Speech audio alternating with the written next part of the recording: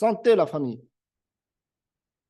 Bonjour à tous et bienvenue à cette vidéo ici, Hiroshi Crypto. Et dans cette vidéo, nous allons parler du marché des crypto-monnaies, pourquoi ça pump, pourquoi ça cale, pourquoi ça fait plusieurs jours que je n'ai pas fait de vidéo et l'avenir de cette chaîne, rassurez-vous, je ne vais pas arrêter les vidéos sur cette chaîne, mais justement, je vais vous donner une espèce de roadmap et du contenu que nous allons voir de cette chaîne. Et si vous voulez avoir du contenu différent, n'hésitez pas à partager ça avec nous.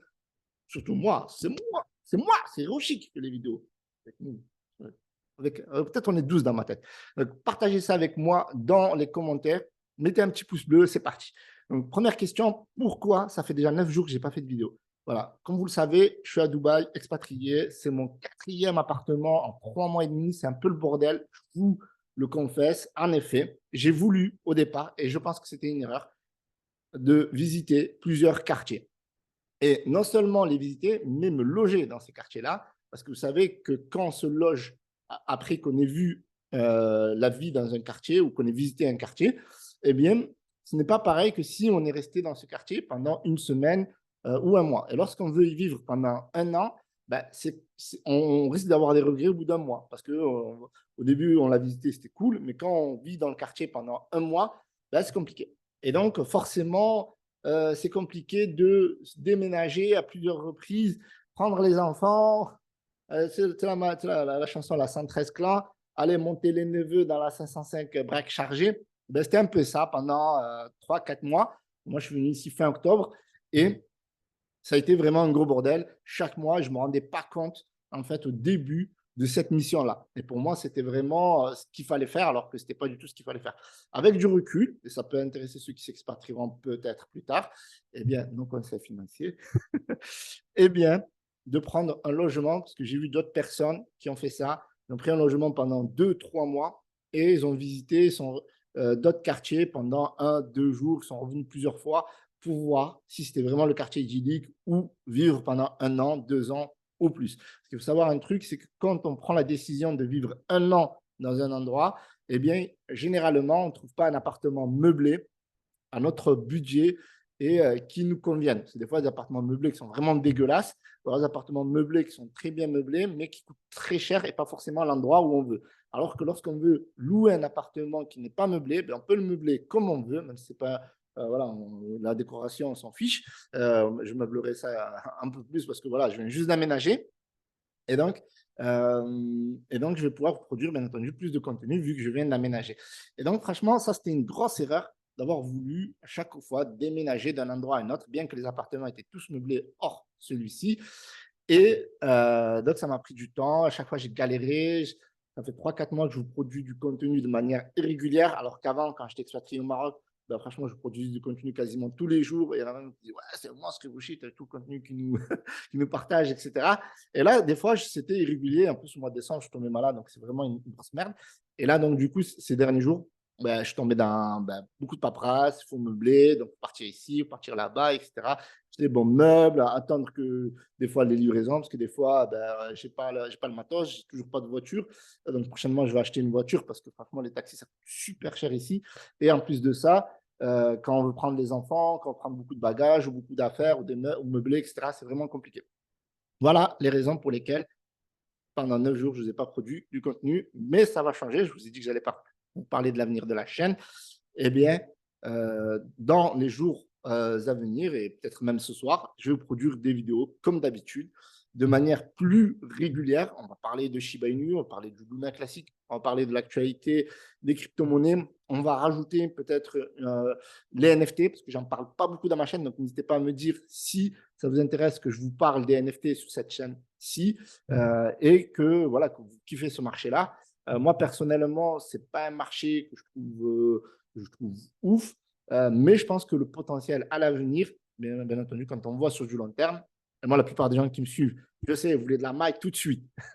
Donc, je voulais vous parler, je voulais vous poser la question, ça vous intéresse qu'on reprend des calls, ça risque d'être risqué, etc., des calls sur cette chaîne YouTube et même sur le Telegram. N'hésitez pas à me rejoindre sur le canal Telegram et Twitter, parce que Twitter, j'étais vraiment très actif, plus ou moins actif quasiment tous les jours. Et, parce que voilà, Twitter, si on ne produit pas du contenu, ben, le Twitter, il meurt. Donc, n'hésitez pas à me rejoindre et à vous abonner sur Twitter. Et Telegram, on partage souvent des calls, encore en, donc je vous partage souvent des calls sur le canal Telegram. Donc, n'hésitez pas à rejoindre le canal Telegram. Donc, est-ce que ça vous intéresse? Voilà, la question, elle est là. Est-ce que ça vous intéresse? Des calls avec des low market cap, mais ça reste, ma foi, risqué. Vous pouvez tout perdre. Je vous rappelle que je ne suis pas votre conseiller financier et que dans la crypto-monnaie, vous risquez toujours de tout perdre. Et cette vidéo n'est pas sponsorisée. Je vous le dis parce que si je ne vous le dis pas, bam, les haters. Donc, OK. Voilà. Donc, dites-moi, est-ce que ça vous intéresse? En tout cas, on va élargir. Ce que je voulais dire par les NFT, c'est qu'on va élargir le contenu. Voilà. La gamme de contenu, parce que je me rends compte que c'est quand même assez répétitif ce que je vous dis, parce qu'il y a souvent des crypto-monnaies qui reviennent souvent, comme Baby Doge, Luna Classic, Shiba Inu, mais ma foi, je sais que vous aimez ça parce que c'est là où il y a toujours le plus de vues. Vous regardez les vues, vous le voyez par vous-même. Les autres vidéos, vous aimez bien, ChatGPT, je sais pas quoi, Solana, vous aimez bien, mais ce n'est pas les vidéos qui font le plus de vues. Donc, dites-moi le contenu que vous aimerez sur cette chaîne YouTube. OK? Donc, le marché de la crypto-monnaie. D'ailleurs, je suis bien content à un moment donné d'avoir élargi le contenu sur les blockchains Solana et Aptos. Et il y a beaucoup de monde qui m'ont critiqué, qui m'ont dit Solana, c'est mort. Sauf que derrière Solana, je vous en ai parlé quand il était à 12, 14, même à 17, et à un moment donné, lorsqu'il était à 8. Et je vous ai fait une vidéo, vous pouvez voir sur ma chaîne, x25, j'y crois, possible, etc. Je sais qu'il y a beaucoup de personnes qui pensent que c'est un projet mort. Et derrière, de 8 $, il est monté à 25 $. Vous faites le calcul, c'est quand même un beau 400%. On a également Aptos qui nous a fait, depuis son plus bas, plus de 500% depuis le 29 décembre. Et ça, c'est énorme. Il y a beaucoup de gens qui me critiquaient là-dessus. Et franchement, moi, j'y crois à fond derrière ce projet-là parce que le potentiel, il est énorme. Et quand tu vois les backers, quand tu vois que CZ, il est backer. Mais Sam Backman aussi était backer. D'ailleurs, ce qui est marrant, enfin, qui n'est pas marrant, parce qu'à un moment donné, j'ai perdu beaucoup d'argent au mois de décembre avec la grosse chute, etc., comme beaucoup de monde, je pense. Mais quand on voit sur le long terme et qu'on croit à certains projets comme Aptos ou Solana, le rapport de force, il change et on équilibre notre portefeuille. Donc, il faut toujours avoir, dans la crypto-monnaie, il faut toujours avoir un portefeuille équilibré parce qu'il y a certaines crypto-monnaies, même si le Bitcoin, voilà, on me dit, oui, Hiroshi, le Bitcoin, il tire tout vers le haut, il tire tout vers le bas. C'est facile. Donc, on suit le Bitcoin et on choisit n'importe quelle crypto-monnaie. Non, ça ne marche pas comme ça. Même si, en théorie, ça fonctionne comme ça. Mais dans la pratique, chaque crypto-monnaie ne va pas suivre le rythme du Bitcoin ou ne va pas suivre le Bitcoin à la même puissance que les autres crypto-monnaies. Exemple, Aptos a pris plus 500%. Mais on a d'autres crypto-monnaies comme Matic, même si c'est une superbe crypto-monnaie de Polygon, voilà, blockchain de l'ER2 d'Ethereum, qui n'a même pas fait 100%. Vous voyez ce que je veux dire? Donc, qui a fait peut-être 30% depuis peut-être son plus bas vers son plus beau, peut-être 40%, s'ils sont dû à un moment donné à 70 centimes, ils sont montés à 1,10 $. Voilà. Donc, ils ont fait peut-être 40%, mais grand maximum. Alors, des crypto-monnaies qui ont beaucoup plus de potentiel. Pourquoi? Parce que soit elles sont nouvelles, soit elles n'ont pas beaucoup de market cap. Et des fois, l'un va avec l'autre et parfois pas. Et donc, forcément, il faut avoir une large palette de crypto-monnaies dans son portefeuille. Après, il ne faut pas, je pense, à mon humble avis, moi j'ai entre 20 et 30 crypto-monnaies. Je ne les ai pas comptées sincèrement. Des fois, je m'en débarrasse. Certains, je garde. Certains, je reviens dessus, etc. Donc, c'est vrai qu'avoir un Excel, ça serait beaucoup plus professionnel. Moi, franchement, c'est un truc qui j'ai la flemme. Je regarde plutôt crypto par crypto-monnaie, quand je gagne, quand je perds, etc. Donc, après, chacun calcule à sa façon. Mais de manière générale, il faut avoir un portefeuille le plus diversifié possible. Il faut toujours investir l'argent qu'on est prêt à perdre parce qu'après, derrière, on a des regrets ou on a des risques de panic sell quand on voit le cours s'effondrer comme on a pu le voir durant le mois de novembre et le mois de décembre et vendre des crypto-monnaies à perte. Donc ça, c'est très important d'éviter de panic sell, d'éviter d'investir plus que l'argent qu'on est prêt à perdre pas parce que, voilà, Hiroshi l'a dit, mais parce que c'est une vérité. Lorsque le marché monte, etc., oui, c'est cool. Mais lorsque le marché baisse, etc., c'est ultra risqué. Faut éviter, bien entendu, de FOMO. Ce n'est pas parce que Hiroshi a dit ou un autre a dit que vite, vite, vite, je vais investir parce que n'oubliez pas que chaque fois que vous investissez dans une crypto-monnaie, il y a quelqu'un qui pourrait potentiellement vendre, il y a quelqu'un qui pourrait potentiellement acheter. Et si vous achetez au mauvais moment, vous achetez en haut d'une bougie verte, eh bien, vous pouvez, entre guillemets, tomber sur un Jeep. C'est-à-dire qu'il y a des gens qui attendaient justement que certaines personnes investissent pour que le cours atteigne ce niveau-là et vendre. Voilà, des ordres d'achat, des ordres de vente. Donc ça, il faut bien le comprendre.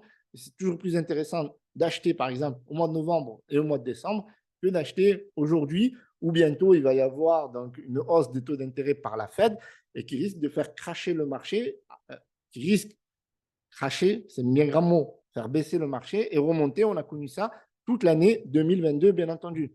Donc, il faut bien aussi, quand on regarde l'actualité de la crypto-monnaie, ce n'est pas l'actualité d'aujourd'hui. Il faut anticiper ce qui risque de se passer plus tard, anticiper ce qui risque de se passer de manière géopolitique, anticiper ce qui risque de passer le prochain trimestre lorsque la Fed va vouloir augmenter. Donc, il faut vérifier aussi le taux d'inflation. Voilà, il faut essayer de rajouter cette palette un petit peu fondamentale au niveau de l'économie. Voilà, je sais qu'il n'y a pas beaucoup de personnes qui font ça. Il y a des professionnels, il y a des gens aussi qui sont plutôt confirmés, intermédiaires, qui regardent un petit peu ce qui se passe dans le marché économique. La guerre, c'est une belle excuse, etc. La crise du pétrole, du gaz, etc. Mais il y a des choses qu'on peut maîtriser. C'est-à-dire, par exemple, là, on sait qu'il va y avoir une hausse de la Fed. On sait que les malins vont manipuler le marché. On pourrait se dire, oui, mais voilà, on a connu ça toute l'année dernière, etc. Mais voilà, il y a les baleines, elles sont là, elles attendent que le bon moment pour créer un Jeep. Euh, les gens, paniquent. Et donc, lorsque le cours arrivera au bon moment, au bon endroit, tout ce que vous voulez, eh bien, là, elles vont acheter. Et donc, en théorie, c'est à ce moment-là qu'il faut acheter. Et je parle bien quand on veut de l'argent à court terme, quand on veut de l'argent à long terme, eh bien, si on rentre le premier jour, si c'est la première crypto qu'on va acheter, enfin la première crypto, si c'est la première fois qu'on va investir sur cette crypto-monnaie, il faut avoir conscience de ça avant de prendre position. C'est-à-dire que oui, sur le long terme, on est toujours en bear market, il y a probablement des, des positions à prendre sur quasiment toutes les cryptos du top 100 et d'autres crypto-monnaies, bien entendu. Il faut vérifier les fondamentaux et c'est pour ça qu'on vous dit toujours de faire vos propres recherches de cœur, en fait. Eh bien, il vaut mieux se positionner sur le cours le plus bas que sur le cours le plus haut. Parfois, pour revenir au même niveau, il faudrait peut-être attendre 15 jours, 3 semaines. Et il y en a qui perdent vite leur mal en patience, leur mal en patience. Et donc, du coup, elles vendent en perte, etc. Et puis après, elles se disent, bon, je me repositionnerai plus tard. Et puis, comme par hasard, quand elles vendent en perte, eh bien, le marché remonte derrière parce que, voilà. Donc, il faut avoir une vision long terme et pas se baser que sur l'actualité là, maintenant, à l'instant T. Donc, voir ce qui va se passer sur le long terme par rapport au projet, sur le long terme par rapport à l'économie et investir en conscience. Donc, on a un Bitcoin qui a fait plus de 40% ce mois. Ça fait super plaisir. On a Ethereum qui a du mal à monter, mais qui monte. Il a du mal à chercher les 2000 $. Et je pense qu'il y a cette attente là, en ce moment, ce qu'on est en train de vivre, c'est qu'on attend la hausse de la Fed. Est-ce que le taux va être à 0,5% au niveau de la hausse? Est-ce que le taux des intérêts, bien entendu, 0,25? Donc, si c'est 0,5, moi je pense que ça va être 0,5. Hein. Il y en a qui disent oui, 0,25. Donc, il faut savoir que les précédents taux, c'est à chaque fois 0,75, 0,75, 0,15. Donc, les mecs, tu vois bien leur cerveau, ils ont fait 0,5, ils ne vont pas faire 0,25, ils vont faire 0,5, soyez-en sûrs. Et donc, là, on ne sait pas comment les investisseurs vont réagir. Donc, premièrement, ils vont vendre, ça c'est clair. Dès que la news va être balancée, peu après ou au moment même, ils vont acheter. Après, ça risque de rebaisser.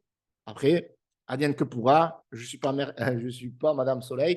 Donc je ne peux pas vous dire où est-ce que le Bitcoin va aller cette année ou dans les mois prochains, mais on pourra suivre ensemble cette actualité-là. Donc, n'hésitez pas à mettre un pouce bleu, à vous abonner. Si Hiroshi galère un peu en ce moment, mais on va produire du contenu, Inch'Allah, on va produire du contenu de qualité pour vous aider à mieux prendre les décisions à l'avenir. Sachez toujours que je ne suis pas votre conseiller financier et que même si je vous partage des projets, parce que des fois, on vient me voir aussi, on me dit, oui, Hiroshi, où est ce projet, qu'est-ce qu'il en est, etc. Moi, je vous présente des projets, etc. Après, les équipes qui gèrent les projets, je ne peux pas être derrière elles, je ne peux pas derrière être tous les projets, etc. Donc, c'est compliqué. Donc, c'est pour ça qu'il faut toujours faire ses propres recherches avant d'investir et que moi, je suis qu'un simple YouTuber qui vous présente des projets crypto-monnaies, tout simplement. Voilà, je vous remercie à tous. Mettez un petit pouce bleu, commentez, abonnez-vous, Telegram, Twitter, Instagram, la totale. Et on se retrouve pour une prochaine vidéo le plus rapidement possible. Salut à tous.